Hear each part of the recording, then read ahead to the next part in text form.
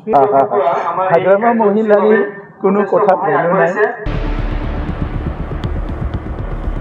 গতিকে হাগ্ৰামা মহিলাই ডাঙৰীয়া 17 বছৰটো দেখাইলে তেখেতে কিমান কেপাচিটি থকা ৰাজনৈতিক নেতা, সমাজত কিমান ভাল পায়, মানৱতা কিমান আছে, কি আছে সব দেখা পালে। হাগ্ৰামা মহিলাৰ কোনো কথা ভেলু নাই। আগতে 2-3 বাৰ কথা পতা হ'ল, পাতেই এটা কথা আৰু মিডিয়াত কৈ বেলেগ এটা কথা। চ' আজিৰ তাৰিখত মই এইটোৱে ভাবোঁ, সমাজৰ কাম কৰাৰ কাৰণে, BTCৰ এৰিয়াৰ ৰাইজক সেৱা কৰাৰ কাৰণে বহুত বেছি কমপ্লিকেটেড ৰাজনীতিত মই যাব নিবিচাৰোঁ। যদি কোনোবাই তেনেকুৱা বিচাৰে, মইতো ৰাইজৰ কাৰণে সদায় আছোঁ, এনি টাইম আছোঁ। কিন্তু কোনোবাই পলিটিক্সটো যে খুব কমপ্লিকেটেড কৰি ভাল পায়, মই সেইটো পলিটিক্সত যাব বিচৰা নাই। কাৰণ ৰাইজক সেৱা কৰিবৰ কাৰণে আপোনাক এটা শুদ্ধ মন লাগে আৰু শুদ্ধ এটা চিন্তা লৈ পেলাই কাম কৰিব লাগে। গতিকে হাগ্ৰামা মহিলাই ডাঙৰীয়া 17 বছৰটো দেখাইলে তেখেতে কিমান কেপাচিটি থকা ৰাজনৈতিক নেতা, সমাজত কিমান ভাল পায়, মানৱতা কিমান আছে, কি আছে সব দেখা পালে।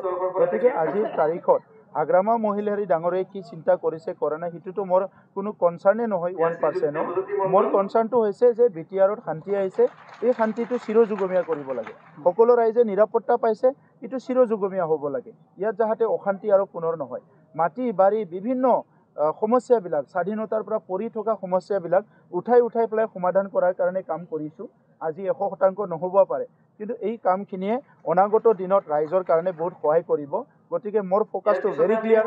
আমি যিহেতু ৰাজনীতি কৰি আছোঁ, ৰাজনীতিৰ দ্বাৰা এখন দেশ, এখন ৰাজ্য, এখন অঞ্চল যিমান আগবঢ়াই নিব পাৰে সেই কেপাচিটিত আমি কামখিনি কৰি থাকিম।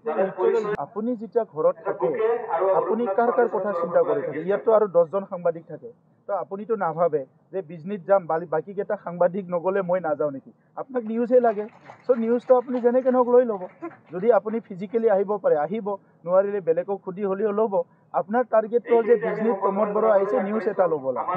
মোৰ টাৰ্গেটটো হৈছে 35 লাখ জনসাধাৰণ, বুজিছে?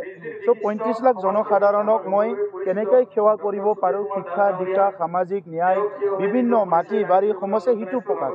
তো এই গাড়ীখনত কোনোবা উঠে নুঠে, কোনোবা ভাল পায় বেয়া পায়, কোনে কেতিয়া বিয়া পাতে, কোনে কেতিয়া ডিভৰ্চ কৰে, ইয়াৰ কাৰণে মোৰ বহুত বেছি সময় নাই। মোৰ সময়টো একদম কম সময়, মানে প্ৰায় 30 বছৰমান জাতীয় সংগঠনত থাকিলোঁ। এতিয়া 4 বছৰ কমপ্লিট হৈ গ'ল পলিটিক্সত আহা।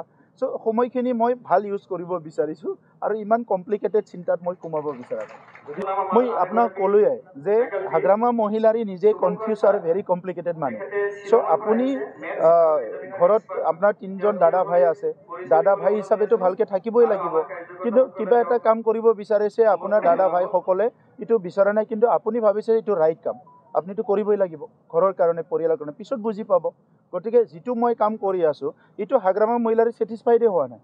তেখেতৰ 17 বছৰত কিমান হিংসা হৈ গ'ল, গোষ্ঠীগত সংঘৰ্ষ হৈ গ'ল, বৰা অনবৰ হৈ গ'ল। আমাৰ দিনতো বহুত ভাল হৈ গ'ল। তো তেখেতে মোৰ ভাল কৰা কামটোতো বুজিয়ে পোৱা নাই আৰু বুজিবলৈ চেষ্টা কৰা নাই। গতিকে তেখেতৰ লগত মই কিয় টাইম নষ্ট কৰিব লাগে? এইখিনি সময়খিনি মই এইখিনি এনাৰ্জি যদি 2জন দুখীয়া মানুহক সহায় কৰাত যদি 2জন যদি ছাত্ৰক সহায় কৰিব পাৰোঁ, 2জন যদি খেতিয়কক সহায় কৰিব পাৰোঁ, আৰু বেছি লাভ হ'ব। তেখেতে যেতিয়া বুজি পাব, তেখেতে নিজে ভাল কাম কৰিব, কৰক তেখেতৰ এৰিয়াত।